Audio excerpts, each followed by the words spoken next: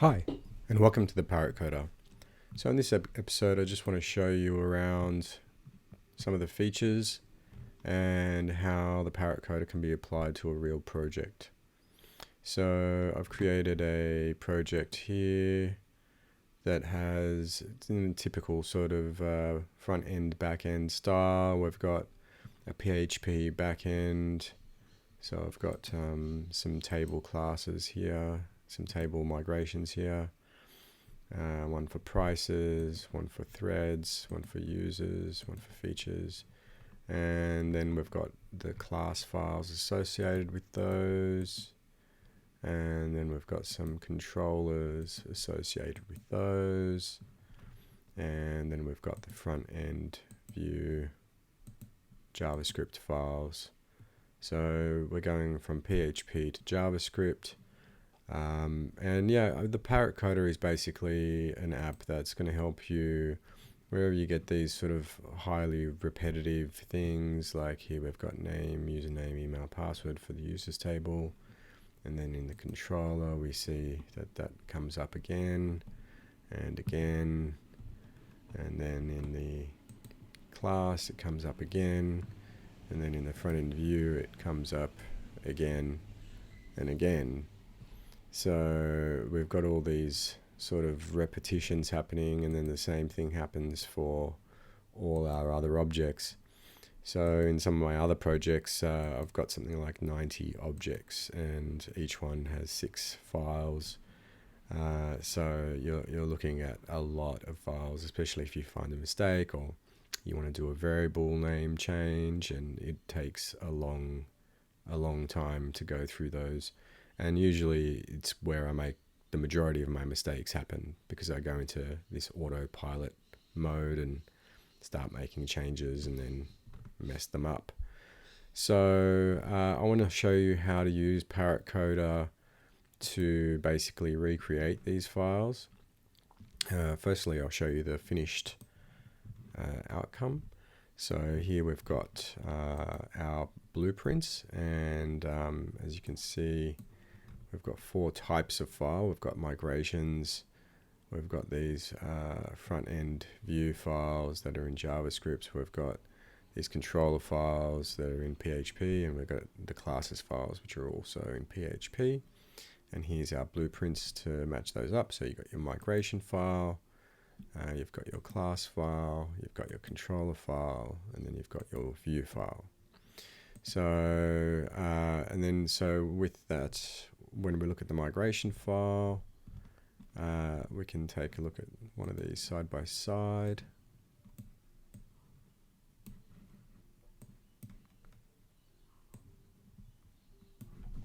And if you do Control I, it'll hide the little info bar for you.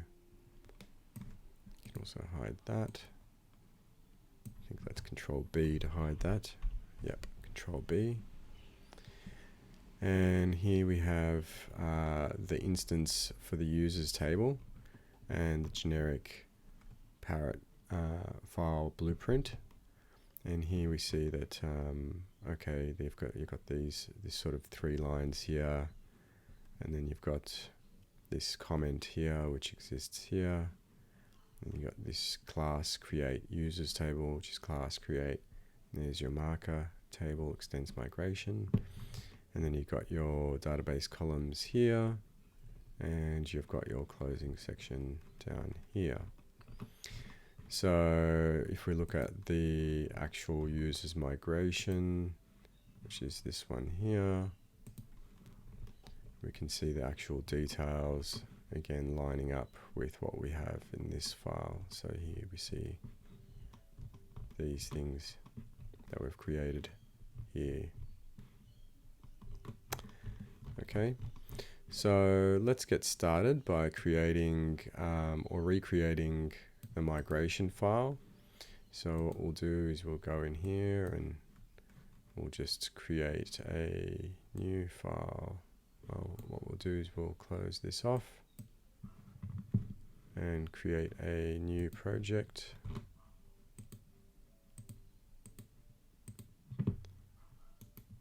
New file, fake app.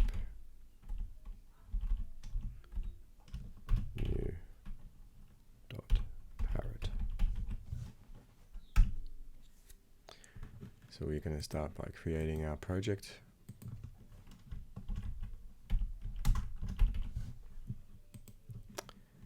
And we're going to select the file we just created. And we'll begin by creating a migration file.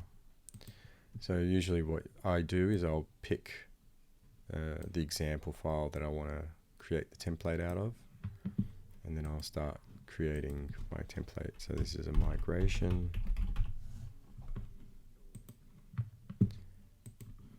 And we have our first section. So if you can sort of see that it's kind of always got this start bit and then this end bit and then these columns, which are the middle bit, I'll say.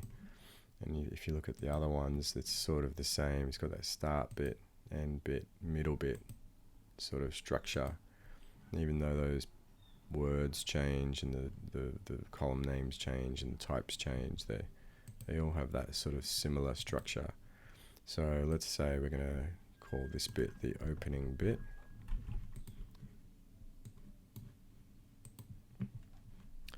We'll paste our code in. So opening, save, and closing.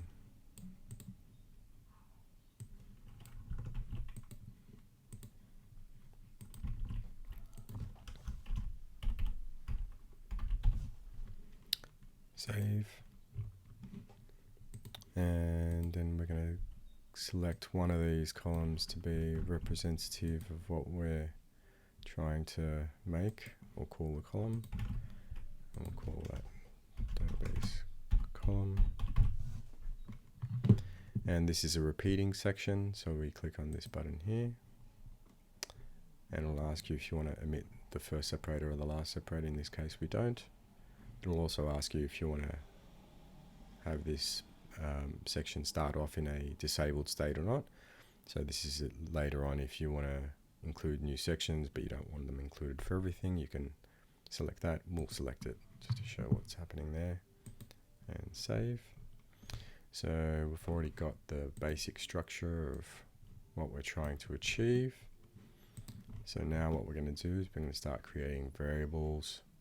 So this part here needs to change. This part here needs to change. So here we've got it in, we've got the object, which is user. It's in singular. Here it's in plural. I like to start off with making one for the singular version and one for the plural version, because they become in handy a lot later on in your project. So we go to the word that we want to turn into a variable. Okay, so this is the object name singular. What is the object name singular? That might be user thread post. And what you want to do is make sure that if it's a capitalized or if it's in lowercase or what it is, you're going to put your examples there to match up with what you want. If you want to add an explanation, you can. And then you decide if it's optional or if it's a repeating variable. In this case, they're not. So hit save, and it replaces the word user with your marker. So let's create another one. This is the plural object name plural.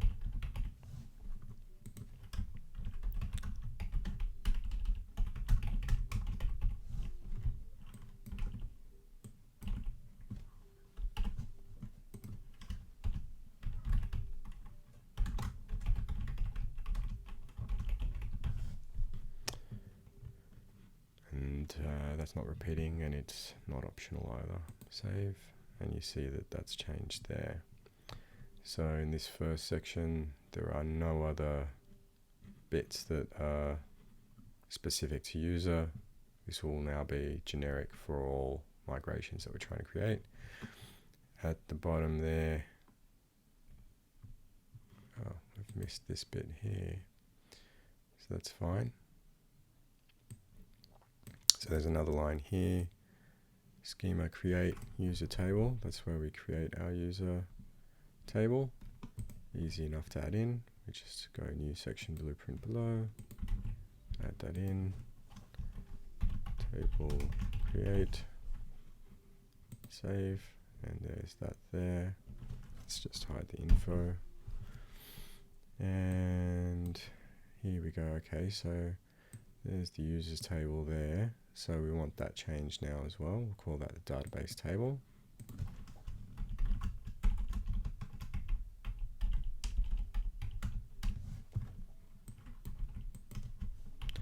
What is the database table? The users underscore table or posts underscore table. And we highlight where we want it. And save.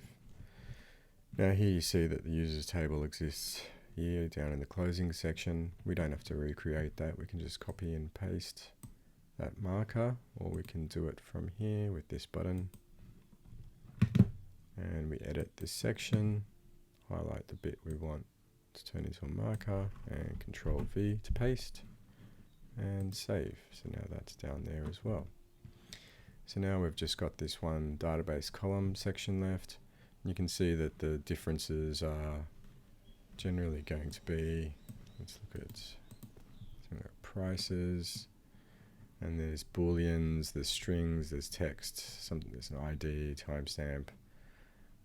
So what we can do here is we can say, okay, well that bit there needs to change, that bit there needs to be changed. This part here is optional, but sometimes is there. So we can start by creating a variable for the first bit. We'll say, okay, so this bit here is the database column type. What is the database column type? It could be string, integer, ID, text, boolean, timestamp, and here we can put an explanation. And if you want to have it as a drop down, you can, and in this case we like that because we don't need it to be freeform.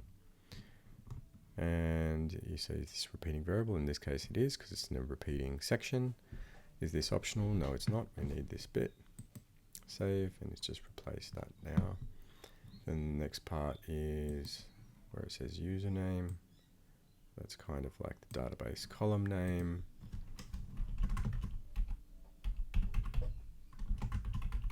But it might also be known as the variable name for this object.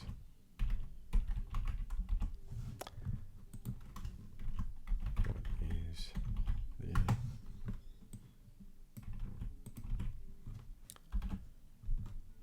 and you can put in your examples.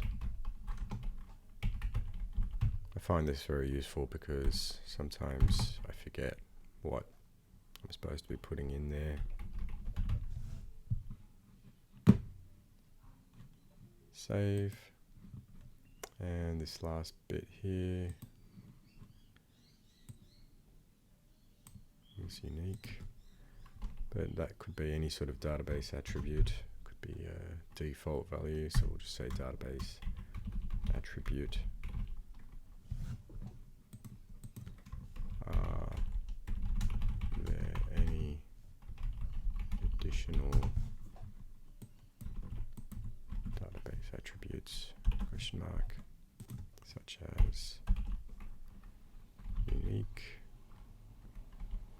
or maybe it's default.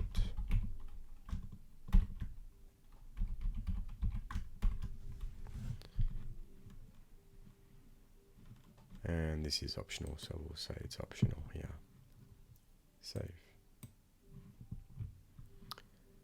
So now we have this completely generic blueprint for migrations. We can now create our first Parrot instance, Parrot file instance, and what we'll do, we'll create the prices one. So here we'll say this is for prices, migration,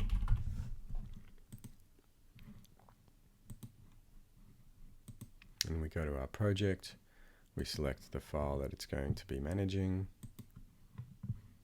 and save, and here we see prices migration. If we click on this little compare button, it'll show us what's currently different, and obviously everything is currently different because we haven't populated it yet with stuff. So let's see if we can fix that. So for the objects of type, and if we look here, we go, okay, for the objects of type price. So what is the object name in singular? It's price. What is the object name in plural? Prices. What is the table name?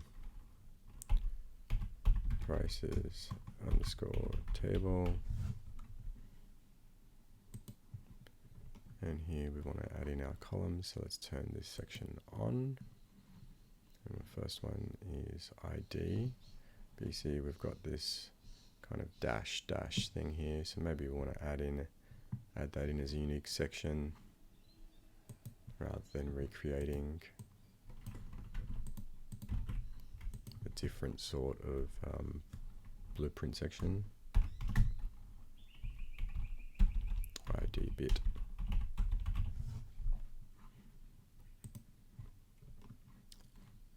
And the same goes for timestamps. Maybe we'll just add both those in there.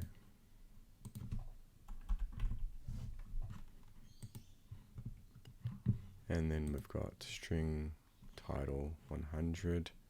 And you see here that that's not going to fit, but we can fix that. So string title. And here what we want is so a comma with 100. So what we can do there is go back to our blueprint, hit edit.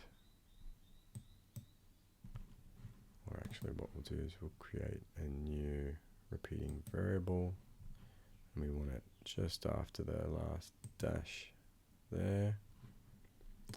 It'll be a database qualifier.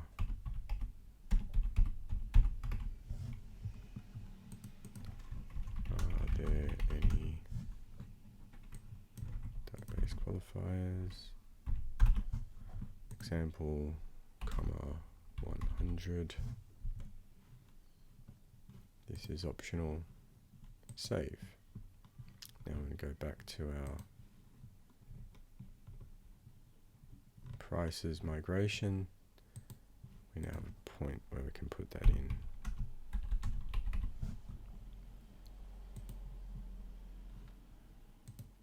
And that's it for that column. So the next one is text body.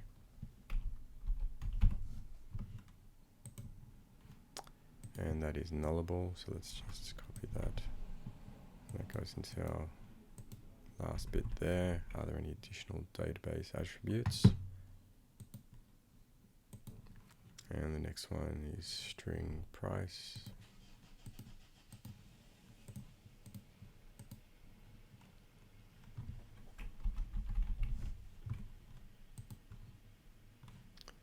And the next one is a string currency.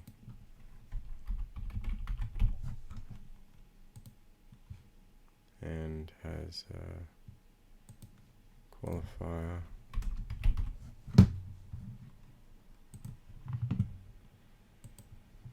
The next one is string per unit with an underscore.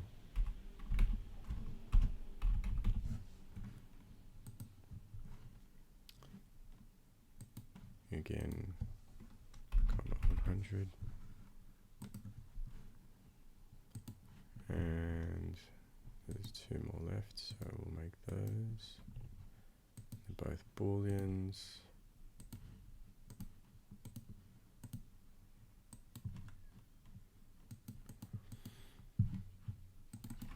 This is published. There's a default of false. Next one is archived. And has a default of false as well.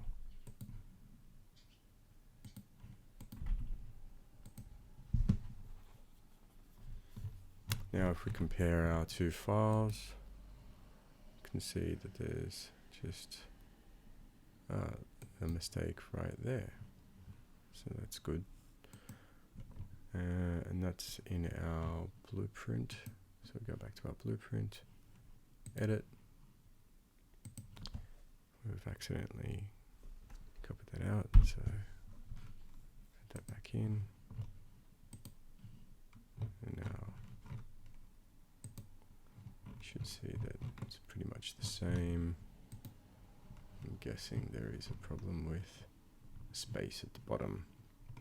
So let's take that out.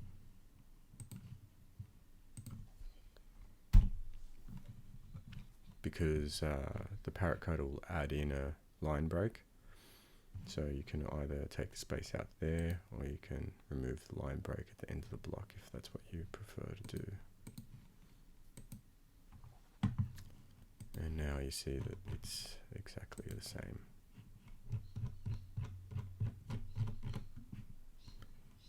So yeah, I'll leave that there for this episode. In the next episode, we'll continue on.